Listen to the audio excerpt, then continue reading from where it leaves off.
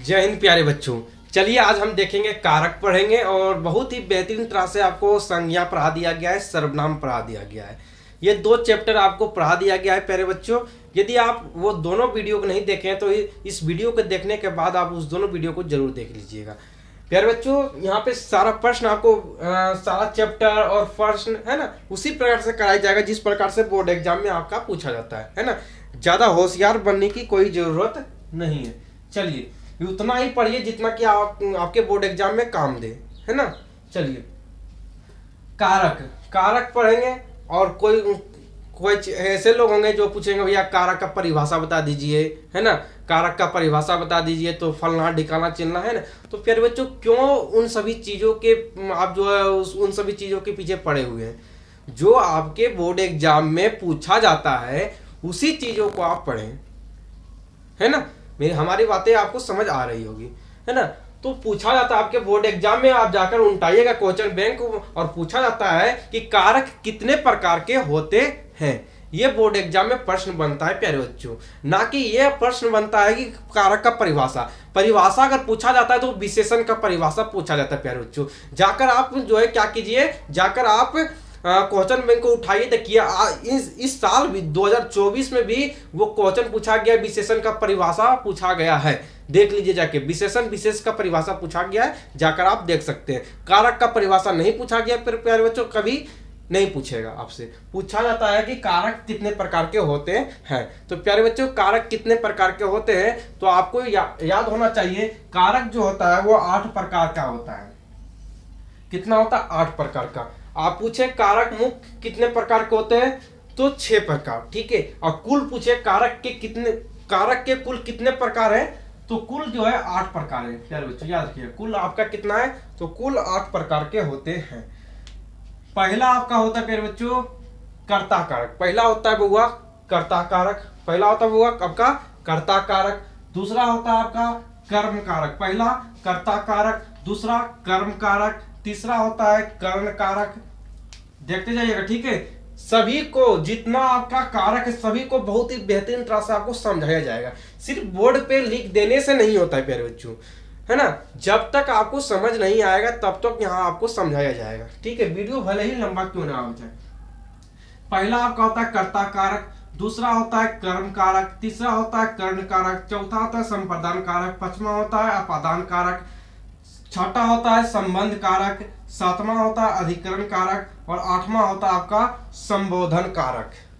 आशा नहीं पूरा विश्वास है कि आपको 8 कारक के बारे में मालूम चल गया होगा कि कौन कौन से 8 कारक होते हैं। प्यारे बच्चों अब यहां से प्रश्न बनता है कि जो है चिन्ह पूछ लिया जाता है। चिन्ह पूछ लिया जाता है कि कर्ता कारक का क्या चिन्ह है, कर्म कारक का क्या चिन्ह है, क्या चिन्ह होता है, संप्रदान कारक का क्या चिन्ह होता है, अपादान कारक का क्या चिन्ह होता है, संबंध कारक का क्या चिन्ह होता है, अधिकरण कारक का क्या चिन्ह होता है, संबोधन कारक का क्या चिन्ह होता है। इन सभी के बारे में बोर्ड एग्जाम में पूछ लिया जाता है। तो सभी चिन्हों को जानना बहुत ही जरूरी है प्यारे बच्चों। और प्रश्न किस प्रकार से आपके एग्जाम में आता है जो है आपको सारी चीज बताया जाएगा, है ना। आप जो है सब्र रखिए, सब्र का फल मीठा होता है ना। सबरी भी इंतजार की थी तो ही उनके पास राम आया, है ना। तो हर एक इंसान, जो भी इंसान अपने जिंदगी में अपने जीवन में जो भी सब्र करता है प्यारे बच्चों वही मुकाम तक पहुंचता है ना। जो कि ठान लेता है हमें कुछ ना कुछ करना है और वो करते रहता है, उसे नियंत्रण करते रहता है, एक ना एक दिन वो मुकाम को छू ही लेता है ना। तो ऐसा होनी चाहिए, है ना। आपके अंदर सब्र होनी चाहिए, है ना। चलिए कर्ता कारक का चिन्ह क्या होता है तो कर्ता कारक का चिन्ह होता है ने। क्या होता है? ने। कर्म कारक का होता है को और कर्ण कारक का होता है से। संप्रदान कारक का होता है को के लिए। अपादान कारक का होता है से। संबंध कारक होता है का, के, की, रा, रे, री, ना, ने, नी इत्यादि, है ना। ये सभी चीज होते हैं। अधिकरण कारक होता है में, पर, ऊपर। और आपका 8वां होता है संबोधन कारक का चिन्ह होता है हो, अरे, अजी, अहो। ये आपका सभी का चीन है। इंपॉर्टेंट यही है प्यारे बच्चों, यही आपको याद ही रखना है। यहीं से आपके बोर्ड एग्जाम में डायरेक्ट प्रश्न बनता है। अब कैसे बनता है सारा चीज आपको यहाँ पे प्रैक्टिस भी करा देंगे, ठीक है। चलिए थोड़ा सा देख लेते हैं वीडियो कैसा चल रहा है, देख लीजिए थोड़ा सा, है ना, वीडियो देख लीजिए कैसा चल रहा है। चलिए देख लीजिए थोड़ा सा, ठीक है। बच्चे को परेशानी नहीं होनी चाहिए, ठीक है। बच्चे को परेशानियां नहीं होनी चाहिए, बच्चे की परेशानियां हमारी परेशानियां होती है, इसलिए बच्चे को दिक्कत नहीं होनी चाहिए। वीडियो को देख लीजिए क्लियर चल रहा है या नहीं चल रहा है ना। चलिए उसके बाद कारक चलिए अब एक एक करके सभी के उदाहरणों को आपको समझाते हैं। देखिए उदाहरण आपको लिख दिए, सिर्फ हम हर बार कहते हैं कि लिखने से नहीं होता है ना। ये होता है कि लिख देने से नहीं होता, बल्कि उसे समझाने से होता है। जब तक बच्चे समझ नहीं जाए तब तक आपको उसको समझाना होता है। देखिए कर्ता कारक, कर्ता कारक का क्या बताए थे, चिन्ह क्या होता है, चिन्ह पर ही ध्यान आपको देना विशिष्ट करके।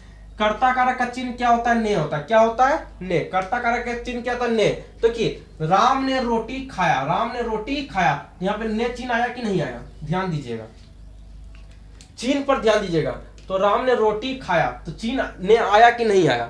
तो अगर ने चिन्ह आ गया तो चिन्ह ने किसका होता है, तो ने चिन्ह किसका होता है, तो कर्ता कारक का। अभी हम बताए थे, इसका मतलब ये कौन सा कारक है, तो कर्ता कारक है। अब आप जो है यहाँ पे फंसिएगा। बालक पुस्तक पढ़ा, आप बतावा बउआ, हो गई हवा गुम हो गई ना, कहलन बउआ की सब्र कर गया, है ना, बहुत उड़ रहे थे ना अभी। बताइए कि क्या होगा, आप बता दीजिएगा। हाँ जी भैया तो लिख दिए हैं कर्ता कारक में, इसका मतलब उसी का उदाहरण है बउआ, है ना, इतना बउआ सब्र कर, है ना, सब्र का फल मीठा होता है। बताइए किस क्या होगा। बालक पुस्तक पढ़ा, दिमाग लगाइए। कभी कभी विभक्ति चिन्हों को, कभी कोई चिन्ह को हटा दिया जाता है बोर्ड एग्जाम में, तो यहाँ पे दिमाग लगाइएगा, दिमाग में घुराइएगा कौन सा यहाँ पे चिन्ह आएगा। तो बालक ने पुस्तक पढ़ा, बालक ने पुस्तक पढ़ा, यहाँ पे क्या होगा, ने। तो बालक ने पुस्तक पढ़ा, तो ये आपका हो जाएगा कर्ता कारक। क्या हो जाएगा, कर्ता कारक। चलिए और बेहतरीन सबको समझाएंगे, ये तो भी ट्रेलर है ना, अभी पिक्चर भी बाकी है। उसके बाद कर्म कारक, कर्म कारक का उदाहरण क्या होता है, तो कर्म कारक का उदाहरण होता है, देखिए कर्म कारक का उदाहरण आप देखिएगा। पहले नंबर चिन्ह देखिए, कर्म कारक का चिन्ह होता है को। क्या होता है, को। तो देखिए गुरु जी ने छात्रों को पढ़ाया, छात्रों को पढ़ाया, को किसका चिन्ह होता है, कर्म कारक का। किसका होता है, कर्म कारक का। गुरु जी ने छात्रों को पढ़ाया, इसका मतलब कौन सा हो जाएगा, तो इसका मतलब हो जाएगा कर्म कारक। क्या हो जाएगा, कर्म कारक। उसके बाद उसने आम खाई, उसने आम खाई, उसने आम खाई। देखिए उसने आम खाई, आप यहाँ पे फंस जाइएगा।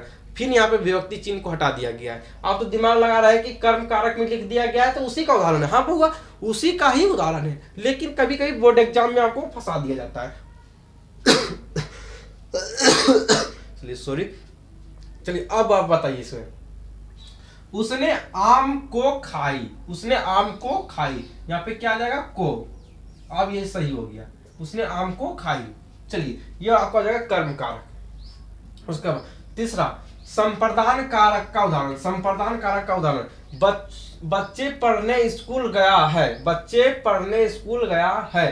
तो पहले है संप्रदान कारक में, पहले संप्रदान कारक यहाँ है। तो संप्रदान कारक का चिन्ह क्या होता है, को के लिए, इसलिए कहते कह रहे हैं ना बबुआ कि ज्यादा इंपॉर्टेंट क्या है, चिन्ह। सभी के चिन्ह अगर आपको याद है तो कारक का कोई भी प्रश्न आ जाए आपके एग्जाम में, आप जो है वहां फोड़ के आइएगा, सभी प्रश्नों को हिला कर आइएगा, है ना, इसलिए चिन्ह याद होना जरूरी है। संप्रदान कारक का चिन्ह, संप्रदान कारक का चिन्ह क्या होता है, को के लिए। तो बच्चे पढ़ने स्कूल गया, तो यहाँ पे चिन्ह हटा दिया गया है, चिन्ह यहाँ पे आपको दिया ही नहीं गया है ना, तो आपको चिन्ह लगाना है। बच्चे पढ़ने स्कूल गया, तो बच्चे पढ़ने के लिए स्कूल गया, यहाँ पे क्या हुआ, के लिए, के लिए, बच्चे पढ़ने के लिए स्कूल गया है, ठीक है। उसके बाद सोनू मुझसे मिलने आया, सोनू मुझसे मिलने आया। अरे बहुआ सोनूआ, आप तो ही दिमाग लगा बहुआ, तो ही दिमाग लगावा, यहाँ पे अपन दिमाग खर्चा करा। यहाँ पे विभक्ति चिन्ह फिर हटा दे गई, विभक्ति चिन्ह यहाँ पर से फिर हटा दे गई। तो बतवा भैया कि अब यहाँ पे कौन सा चिन्ह लगेगा और कहाँ पे चिन्ह उसको लगाइएगा। चिन्ह परफेक्ट लगना ही चाहिए बउआ, है ना, चिन्ह परफेक्ट ही लगना चाहिए, है ना। सोनू आप दिमाग लगाइए यहाँ पे, है ना। चलिए सोनू दिमाग लगाइए। सोनू मुझसे मिलने आया, हालांकि मिलने तो नहीं आता है, लेकिन सोनू मुझसे मिलने आया। तो सोनू मुझसे मिलने को आया, मिलने के लिए आया, के लिए आया। विभक्ति चिन्ह सही सेट होना चाहिए। चलिए उसके बाद संबंध कारक। संबंध कारक मतलब यह, संबंध कारक का आपका जो है विभक्ति क्या होता है, को, के, की, रा, रे, नी, ना इत्यादि। समझिएगा बउआ संबंध कारक के बारे में समझाते थोड़ा। संबंध कारक मतलब होता है कि किसी से किसी का जो है रिलेशन बताना, किसी से रिलेशन की तुलना करना, है ना। किसी का जैसे कहने का मतलब है या फलाना का बेटा, या फलाना का बेटा, फलाना मतलब या मुकेश अंबानी का बेटा है, या अमिताभ बच्चन का बेटा है ना, या अमिताभ बच्चन की बेटी है ना। किसी से तुलना किसी को कर दिया जाए तो वही उसी को कहते हैं संबंध कारक, यानी रिलेशन बताना, रिलेशन बताना। यहाँ पे देखिए राजा दशरथ के 4 पुत्र थे, तो पहले अपना चिन्ह क्या होता है, को, के, की, रा, रे, री, ना, नी इत्यादि, ये सब भी होता है। तो यहाँ पे देखिए राजा दशरथ के 4 पुत्र थे, तो के यहाँ पे आया, तो के का मतलब क्या हो रहा है, के का मतलब ये हो रहा है कि यहाँ पे रिलेशन बताया जा रहा है कि राजा दशरथ के 4 पुत्र थे। राजा दशरथ के 4 पुत्र थे, राम भरत, है ना, राम लक्ष्मण भरत शत्रुघ्न, है। चलिए उसके बाद सोनू का छोटा भाई पढ़ने स्कूल गया। सोनू का छोटा भाई पढ़ने स्कूल गया। तो देखिए यहाँ पे क्या, सोनू का छोटा भाई पढ़ने स्कूल गया, तो यहाँ पे रिलेशन बता रहा है कि सोनू का छोटा भाई, ये सोनू का छोटा भाई है, सोनू का छोटा भाई मोनू, है ना। सोनू का छोटा भाई मोनू, सोनू का छोटा भाई क्या है, मोनू, जो कि पढ़ने कहाँ गया, तो पढ़ने स्कूल गया। तो रिलेशन बता रहा है, रिलेशन बता रहा है, जो कि बच्चा पढ़ने जा रहा है वह किसका भाई है, तो सोनू का ही भाई है। चलिए उसके बाद आपका 5वां अधिकरण कारक। अधिकरण कारक का चिन्ह पहले देख लीजिए भैया, में पर ऊपर, है ना। तो अधिकरण कारक मतलब यह होता है कि किसी के ऊपर होना, में, है ना, कहने मतलब छात्र कमरे में बैठे हैं, छात्र जो है कमरे में बैठे हैं, में आए, यहाँ पे में आया मतलब अधिकरण कारक। क्या है, अधिकरण कारक। सोनू गाड़ी पर बैठा है, सोनू गाड़ी पर बैठा है, पर मतलब, है ना, पर किस में आता है, अधिकरण कारक में, अधिकरण कारक में पर आता है, यहाँ पे पर है। छात्र कमरे में बैठे हैं, छात्र कमरे में बैठे हैं। सोनू गाड़ी पर बैठा है, सोनू गाड़ी पर बैठा है। सुधांशु गाड़ी पर, सुधांशु जो है हेलीकॉप्टर पर बैठा है ना। क्या, बिक्की रेलगाड़ी पर, बिक्की जो है क्या कहा जाता है उसको, भूल रहा है उसका नाम यार, देखिए क्या है उसका नाम, हाँ सोनू, बिक्की वंदे भारत पर बैठा है ना, वंदे भारत पर बैठा है। हमारी तो औकात नहीं है, हमारी औकात नहीं है कि मैं वंदे भारत पर भी बैठ सकूं, हेलीकॉप्टर पर चढ़ सकूं, है ना। अरे हमारी औकात उतनी नहीं है, आप लोगों की औकात उतनी है, और आशा नहीं पूर्ण विश्वास दिलाते हैं कि आप लोगों की औकात उतनी बनी रहनी चाहिए, है ना।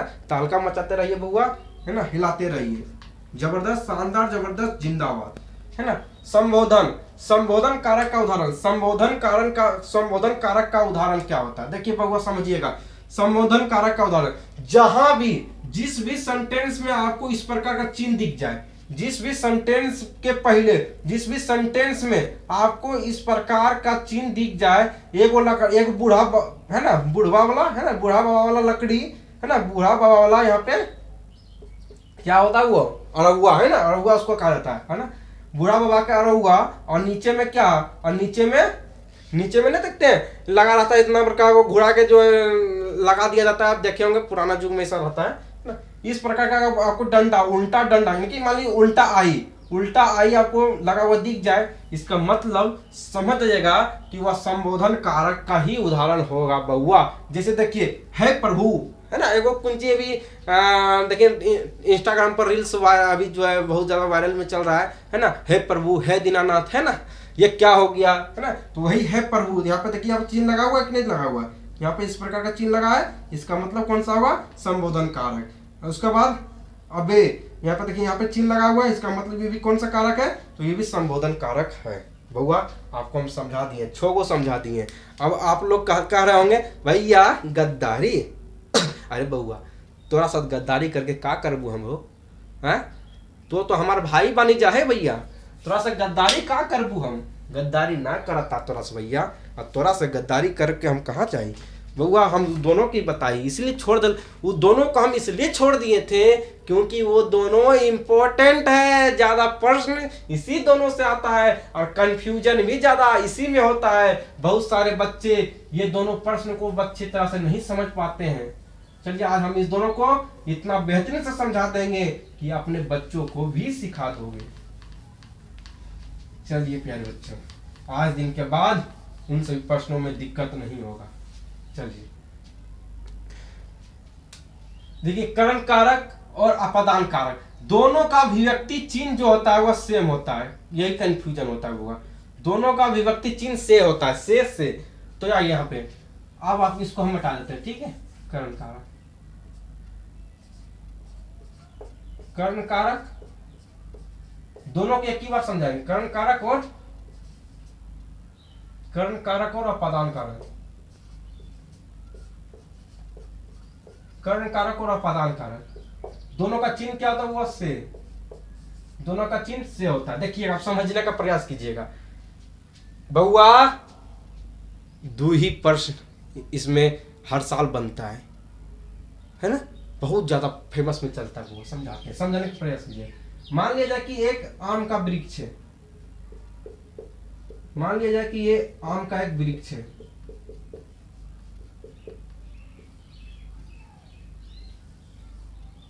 क्या है? तो ये आम का वृक्ष है और अभी गर्मी का मौसम है ना, अभी तो आम पूरा आया होगा और आप लोगों का दिमाग तो दौड़ रहा होगा कि किसका आम को चोरी करना है, किसके किसके गाछ पे जो है ढेलवा फेंकना है ना, ढेला मार के आम को गिराना है ना। ये सभी क्या पत्तियां, अरे बउआ आप जो किए हम भी किए है ना। आम चुराने में तो आप लोग एक्सपर्ट है, आम चुराने में तो आप बहुत ही माहिर है बउआ, हमको मालूम है। क्या किसका आम चुराने का जो है आप लोग मन बना लिए हैं। आप समझिएगा, इसी आम से आपको हम समझाते हैं अपादान कारक। पहले समझेंगे अपादान कारक के बारे में। किसके बारे में समझेंगे पहले बउआ समझेंगे अपादान कारक, और दोनों एक ही बार समझते हैं, दोनों को एक ही बार हम समझेंगे। समझिए, जब आप किसी का आम तोड़ने के लिए या झाड़ने के लिए है ना, गांव देहात में है ना, गांव देहात के लोग इस प्रश्न को ज्यादा समझेंगे क्योंकि गांव देहात से ही रिलेटेड है, शहर वाले लोग इतना कम ही समझ पाएंगे। चलिए समझिएगा, अगर कोई लड़का जब आम झाड़ने के लिए जाता है, मान लीजिए ये सोनू नाम का लड़का, चलिए बढ़िया से बनाते हैं, सोनू का पिक्चर थोड़ा बढ़िया बनाते हैं।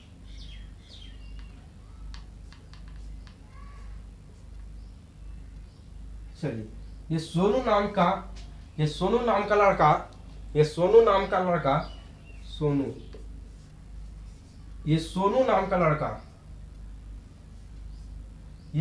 नाम का लड़का जब ये आम झाड़ने के लिए जाता है तो इसके हाथ में आम तो इसी ने झाड़ लेगा है ना।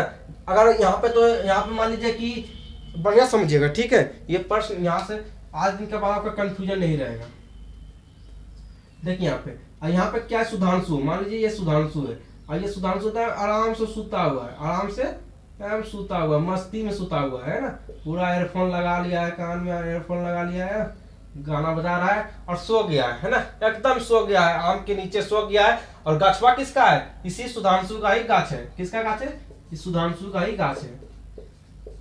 ये सुधांशु का गाछ है। किसका गाछ है? तो ये सुधांशु का गाछ है ना। आप समझिएगा, जब ये सोनू नाम का लड़का जब ये आम झाड़ने के लिए गया तो इसका दिमाग ये सोचा कि अरे यार क्या ढेलवा मारेंगे है ना, डायरेक्ट क्यों ना गछवे पर चढ़ जाए। देख लिया, अरे बाप रे बाप, ये तो सुधांशु सूता हुआ है, आप क्या करें, लठिया तो खाना पड़ेगा। अगर चढ़ने जाएंगे गछवा पर तो लठिया देगा, तो करे क्या। इसने प्लान बनाया कि क्या ना ढलवा ढाल लिया जाए है ना, ढलवा से ढलिया देते हैं, लगेगा आमा गिरबो करेगा, अरे लगेगा मुहा कानम लगेगा, ठीक रहेगा है ना। इसका मुहा कान चुराएगा, हमरा की जाता है, इसको भागना चाहिए, भागिए ना। अब इसने क्या मन बनाया, मन बना लिया कि ढेला मारेंगे। अब ढेलवा जब मारा यहाँ पे, जब ढेलवा मारा, जब ये ढेला मारा जाकर यहाँ पे एक आम में लगा और ये आम जो है टपक कर आ गया नीचे, टपक कर आ गया नीचे।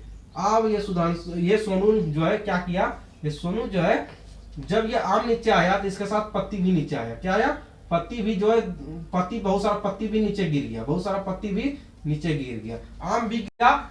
जब ये ढेला मारा तो आम भी गिरा, पत्ती भी गिरा, ध्यान दीजिएगा, आम भी गिरा और पत्ती भी गिरा, है ना, कुछ डंठल भी गिरा होगा, डंठल भी गिरा होगा। तो देखिए कि आम से क्या क्या अलग हो रहा, आम से क्या क्या अलग हुआ, पत्ती भी अलग हो गया, पत्ती भी अलग हो गया, आम भी अलग हो गया, कुछ डंठल भी अलग हो गया होगा। तो कहने का मतलब यह है कि जब कोई वस्तु किसी वस्तु से अलगाव बना ले, जब कोई वस्तु, लिखिएगा, जब कोई वस्तु, समझिएगा, जब कोई वस्तु किसी वस्तु से अलगाव बना ले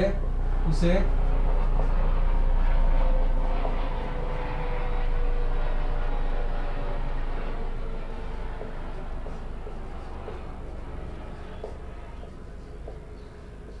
अपादान कारक कहते हैं। जब कोई वस्तु किसी वस्तु से अलगाव बना ले उसे अपादान कारक कहते हैं। प्यारे बच्चों, आपको समझ में आया होगा कि जब कोई वस्तु किसी वस्तु से अलगाव बना ले उसे अपादान कारक कहते हैं। कहने मतलब यह है कि ये आम के वृक्ष से ये आम पत्तियां सब अलग हो गया तो क्या हो गया, आम के वृक्ष और आम में पत्तियां में दूरी बन गया। दोनों में कितना दूरी बन गया, देख लीजिए, यहां से यहां आ गया। पहला था इस आम में जुड़ा हुआ था और अब जब अलगाव हो गया तो इसी को कहते हैं अपादान कारक। जब तक आम पत्तियां डंठल जब तक इस वृक्ष से जुड़ा था, और जब तक इस सोनुआ नाम का लड़का, इस सोनुआ जब तक ये आमा में ढलवा न मारा था तब तक वो करण कारक था। जब ये आम धरती पे चला आया, नीचे गिर गया और वृक्ष से दूरियां बना लिया तो उसी को कहते हैं अपादान कारक कहते हैं। आगे समझ में, करण कारक किसे कहेंगे, तो जब ये दोनों कहने मतलब वृक्ष और फल ये सभी सटा हुआ हो, अलगाव नहीं हो, उसी को कहते हैं करण कारक कहते हैं। कहने का मतलब है कि अलगाव ना हो, है ना, समझिएगा। कुछ उदाहरण के माध्यम से आपको समझाते हैं, लेकिन सुनिएगा।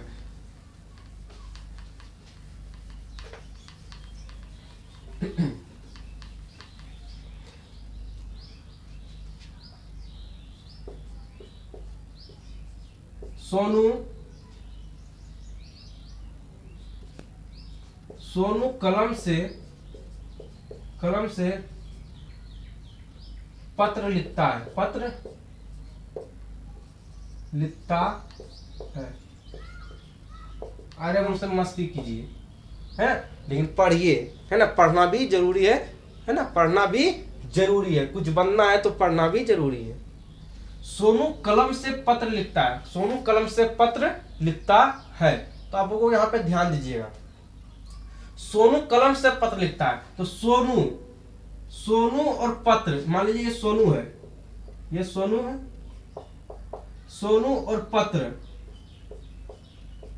सोनू जब पत्र लिखता है, सोनू कलम से, क्या चीज से पत्र लिखता है, कलम से, सोनू कलम से पत्र लिखता है। तो सोनू कलम से, तो से जो है यहाँ पे देखिए, यहाँ पे से, तो सोनू कलम से पत्र लिखता है। जब सोनू कलम से पत्र लिखेगा, सुनिएगा, जब हम बोर्ड पर लिखेंगे, जब हम बोर्ड पर इस मार्कर से लिखेंगे तो मार्कर को हम इसको पकड़ेंगे कि नहीं पकड़ेंगे, तो ये मार्कर और मेरा हाथ, ये मार्कर और मेरा उंगली सटा हुआ है कि नहीं है। अगर ये सटा हुआ नहीं रहता तो इसे अपादान कारक कहेंगे, यानी कि जब हमारा ये अंगुली और ये मार्कर के बीच जब दूरियां बन जाए, जब ये दूरियां बन जाए तो इसे अपादान कारक कहेंगे। जिस प्रकार बीज से आम अलग हो गया था और आम वृक्ष और आम में दूरियां बन गया था, उसे अपादान कारक कह रहे थे। उसी प्रकार जब तक वो सटा हुआ था, जब तक वो आम से जो है लिपटा हुआ था, तब तक वो जो है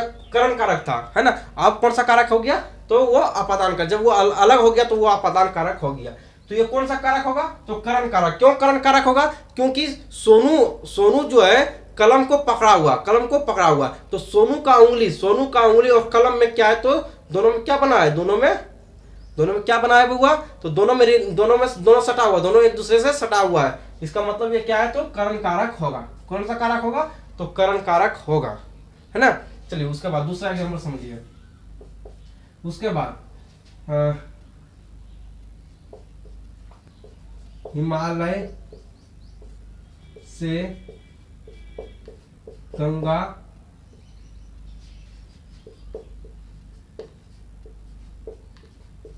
हिमालय से गंगा निकलती है। तो वो देखिए, हिमालय से गंगा निकलती है, तो हिमालय से गंगा निकलती है, क्योंकि दोनों के बीच क्या हो गया, तो अलगाव हो गया। हिमालय से गंगा निकल चुकी है, तो हिमालय और गंगा के बीच क्या हो गया है, दूरी बन गया है। इसलिए कौन सा कारक होगा, तो अपादान कारक होगा।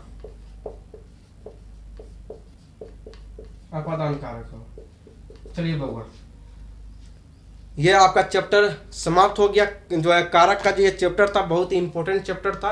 ये चैप्टर समाप्त हो गया। मिलते हैं फिर नेक्स्ट वीडियो में, तब तक के लिए बाय बाय। जय हिंद, जय भारत, और गर्व से कहिए जय बिहार, जय हिंद।